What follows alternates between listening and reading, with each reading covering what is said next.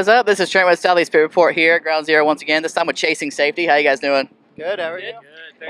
I'm gonna pass it down this way. You guys just introduce yourselves and what y'all do in the band real quick. I'm Pat. I play guitar. I'm Johnny, I'm the vocalist. I'm Kenny. I sing and play bass. I'm Luke, and I play drums. Awesome. So how's this tour going with you guys with the Sycamore and Vampires Everywhere so far? It's been pretty good. We've only been out here for probably like a week now. We met up halfway through the tour, but it's been pretty good. It's been fun. Okay, awesome. What about you guys? How are you guys liking it? I think it's been great. I Yeah. think we've had some fun shows. We've been rocking and rolling. Okay. So you guys are kind of still relatively new, coming up and everything. So I guess give a little background on the band name and where you guys came from. We used to be a band called Us From Outside, and then we bailed on that. Now we're Chasing Safety. We signed to Outer Loop Records and Outer Loop Management. We went through some member changes. Pat over here is the newest guy, and we just started creating our own music rather than being off of like the old band name. So we've probably been Chasing Safety for 2 years now. Okay. The album's been out for a year. We're gonna enter the studio soon to do another one. Okay, awesome. So what made you guys, I guess, decide to change your name from Us From Outside to Chasing Safety and get a whole new sound at that as well?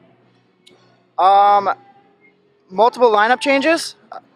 Kenny's the only one who's been in Us From Outside the whole time. And so we wanted our own sound rather than doing what the people before us did. We wanted to be our own band. We've all known each other for a while. Besides him, we met him on the internet, which is how most people meet girls now. So, yeah. Is he like a Craigslist player? Like this guy? Nah, it was Pornhub. Oh. Yeah. So, Christian Mingle. Or Farmers Only. yeah, Farmers Only. Yeah. So where can people find your porn videos and where are they called? All over. You got RedTube, XNXX, Spankwire, X Hamster, I think. I don't know. I'm working on a distribution deal with them, so. Awesome. So you guys said you're getting ready to enter the studio and stuff. You've had an album out for a little bit now. So touch on that and then touch on the progression from that to, I guess, your next venture, like how it's going to evolve and change. We have a record out called Season of the Dead. That's our debut album. That's what we've been touring off of for probably the past year and a half.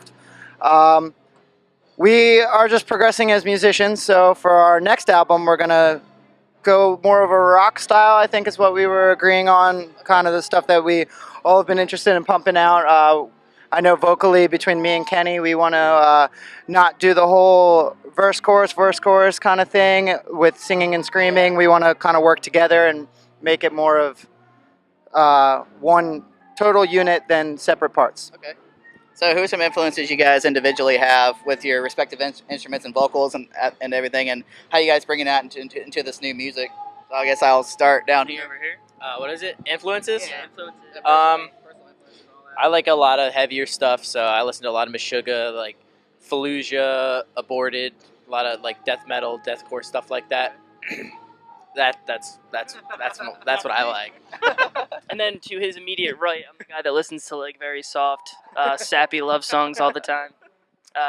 Honestly, I think we're all pretty well versed, and we all listen to a lot of different styles of music. I guess personally, definitely just like really good rock songs and things like that, like bands like The Used and stuff that have kind of just been like timeless.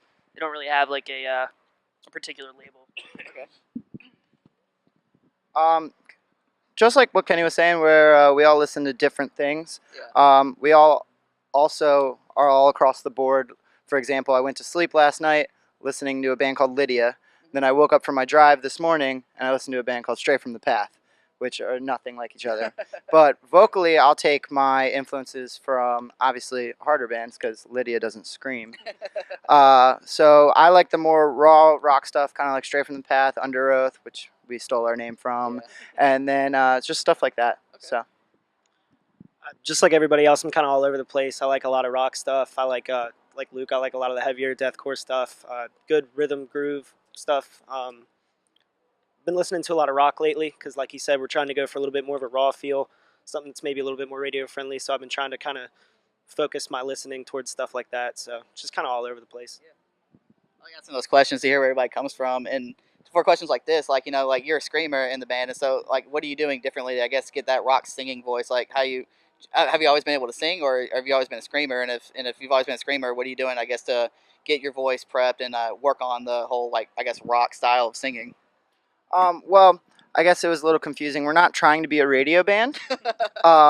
I'm going to continue to scream, but we're going to try to make it more appealing to the masses in the sense that I'm going to try to do more audible type screaming so that it's very easy to understand, yelly type stuff. I guess you would compare it to how the new Bring Me the Horizon has a lot of like yelling, screaming, and stuff like that. This way, me and Ken can work together, like I was saying before. Yeah. So, and then for heavy parts, I'm going to be obnoxiously heavy, of course. All right.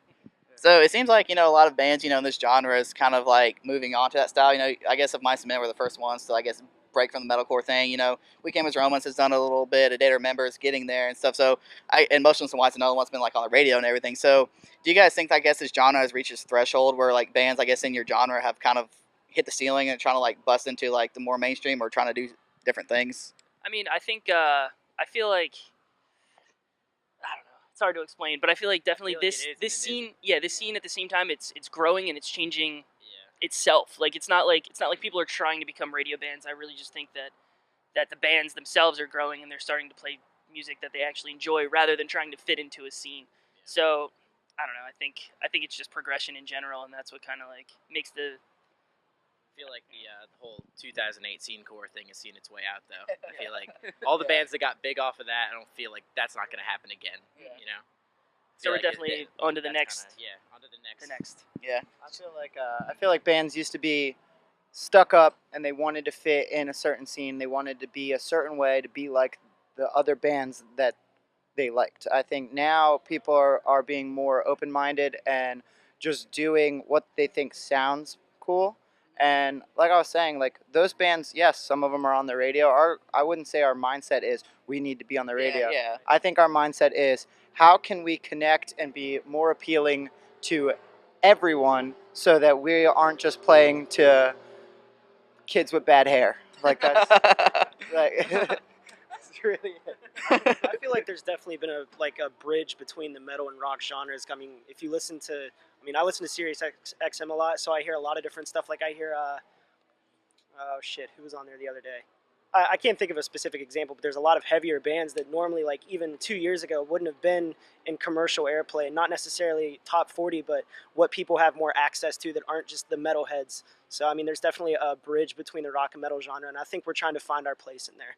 So. I'll say I saw one band recently. We actually talked to them not too long ago called Righteous Vendetta, and they used to be a metalcore band, but now they've turned into like I love the active rock genre because it takes like the heavy breakdowns and the fast riffs of metalcore, but put active rock like rock and roll hooks on it. And so I'm excited to see if you guys are going to do any of that in the future as well. Is I'm starting to really love the active rock genre where it's like you can turn it on. This week came as Romance, and then there's a band called Like a Storm or Breaking Benjamin, and then you hear Motionless in White, and so it's all kind of like coming together in like one big scene. And what you're saying a while ago about accessibility, do you feel like it's harder or easier for a band like you guys to come up like that and to change your sound and everything? Because there's like everybody and their cousin now has a band trying to tour and stuff. I mean, I feel like there's so many bands trying to do the same thing right now that it's kind of everybody trying to separate the whole men from the boys type thing. So I mean, everybody's doing their own thing. Everybody is trying to find their own way with it. I think that there's more opportunity now than ever for bands like us to be able to break through to a bigger commercial audience, just because it's becoming more of a popular thing. So.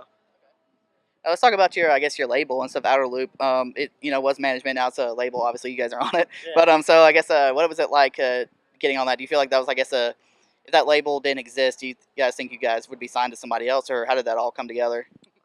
Yeah, I mean, like I don't think we want to like sound cocky or anything like that, but I think if Outer Loop wasn't a thing, we'd probably find a home somewhere else. Yeah. But I know that we're pretty happy about the decisions we've made, and I think Outer Loop has done a great job putting out our first record, and I mean they're a brand new label, and I think they're only going to grow and get bigger. So that's all we can really hope for is to grow with them.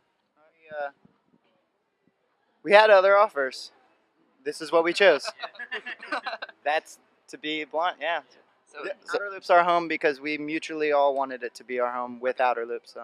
So is it kind of like scary though? I guess diving into a new label, I guess not knowing. Absolutely. Oh yeah, of course. Yeah, of course. What were some the fears you guys had going into it, and what was the outcome of those fears? I guess what was it turned out to be? It's like the same thing with with signing. You hear so many horror stories about bands signing to labels and then the record gets shelved and then never get released. Regardless of talent, regardless of what label, you hear horror stories from every single label. So even signing to anything is scary. So that's I think that's what we were all worried about. We just wanted to be able to put our music out there and not be, not be hindered by somebody who's supposed to be giving us a bigger reach.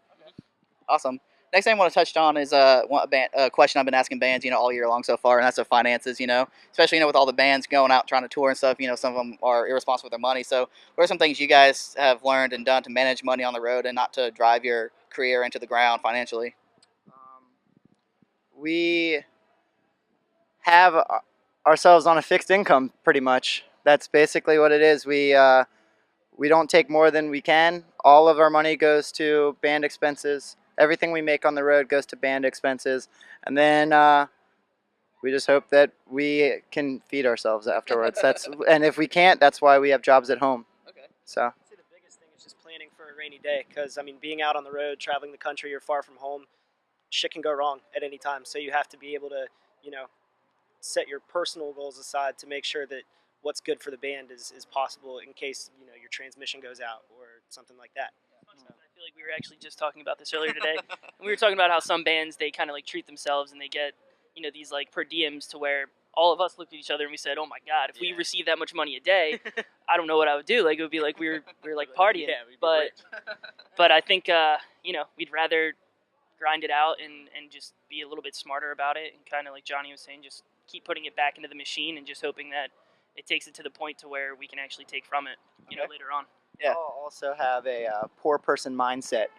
We buy the cheapest of everything that we need. If we get food, we get generic brand. If we order a beer at the bar, first question is what's on special.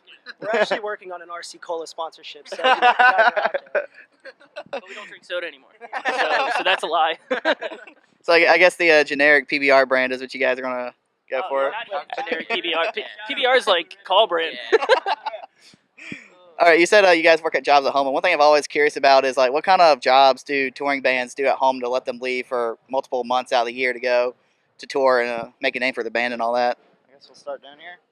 I'm a bar manager, so it makes it easy for me. It's kind of a low-key local bar, so it's easy for me to be able to go out, friends with the owner and everything. Makes it easy. I'm an assistant manager at a retail clothing store. Now, how do you get off a job like that? 'Cause that's kind of like a big job, I guess. The management aspect. I'm the assistant manager. The manager above me actually grew up going to shows. Okay. So I'm really lucky. She's a nice girl, and she just looks at me whenever I give her my tour schedule, and she's like, really? And I'm like, ugh. And she's just like, okay. That's awesome. So, What about you? I literally just play other people's famous music at bars, and they pay me to do that. I get to sing and get drunk. Just kidding. But seriously. And I do oil changes on big rigs. Okay, so you're the car guy. If this thing goes to hell, then. No, I have no fucking idea what this thing would do. But if we were driving an 18-wheeler, I might be able to figure it out. But this thing, no, fuck that. Yeah, we give this thing to my stepdad. He knows. Maybe he'll teach me one day, but that day is not today. All right, so I guess real quick, what are some things you guys got coming up after this tour for the summer and all that? We enter the studio in May, the end of May. I don't really know if that's released yet, but it is now. And then we wait the waiting game. After you record a record, it takes about 2-3 months for all the artwork, everything to get pressed. Then figure out a release date. Then we'll tour, supporting tour when that comes out to support the record. So besides that, we're going to enjoy summer at home and write. Okay. I got a couple of fun ones for you guys. I'm going to let you guys go. This is a favorite question of mine. It's become a band favorite as well, so try it on you guys. If Taylor Swift could write a song about you guys, if you guys could hang out with her and marry her, date her, whatever you want to do with Taylor Swift, if she wrote a song about you, what would it be called and what would it be about? This motherfucker smokes too many cigarettes. Brilliant. That would be the hook to the song. Sing that real quick. Ken, sing it for me. I can't do. I can't because I smoke too many cigarettes. Luke, smoking the stogies. Breath smells like dirty diapers. Why is this? It's weird. That's it. That was the hook, though. That's gotta be auto-tuned and edited, and it's gonna go viral. So that little clip right there. What, you trying to say his voice didn't sound good just now? Oh, it sounded great. But you gotta do like one of those little internet beats on it and stuff. And what about y'all? Y'all got a song or anything? Or I'm gonna pass on that one. I don't even know. She probably would never hang out with me. It's just, yeah. Actually, yeah, that would probably be like the name of the song. Like why are you hanging out with me? Like, why are you hanging out with me? Because this doesn't make any sense. It'd be called restraining order. mine would personally be called "He Stayed" because once I got with her, I'd never leave her. So yeah, there we go. There you go. All right, I got one more. If your band was a tribe on the show Survivor, who would go home first and who would win? I don't know. That's hard to say. I know who would go home first. So do I. I didn't want to throw it out there. Our merch guy, Skylar. He'd go home first. He'd be like, oh, I don't have data. Yeah. That's it. His torch would be out. I think Luke would win. I think Luke would definitely win. I could see Luke like running around with like a spear and like boar's blood like on his face and stuff. So I just think that since I'm fatter than everybody else, I would have more to live off of. So I could just wait it out. Everybody else would die, and they'd just like drag me off the shore like skin and bones. It'd work. It's a good technique. You're trying to lose weight, so. Survivor, hit us up. Let's see what happens. I'd be out there with his stupid Adidas shoes. Can you bring Yeezys? Are you allowed to bring those to Survivor Island? Yeah, do you, Those things on fire the second we get there. do you even have a pair of those, by the way? I want a pair of Yeezys. No. And if he gets one, he's out of the band. It might be worth it. All right, is there anything else you guys want to talk about or say before we close it out? Come see us live, please. We're Chasing Safety. Thank you so much for having us today. All right, thank you guys so much. Looking forward to seeing you guys inside and hearing the new music later this year. All right, this is Trent with Sally Spirit Report, hanging out with Chasing Safety. I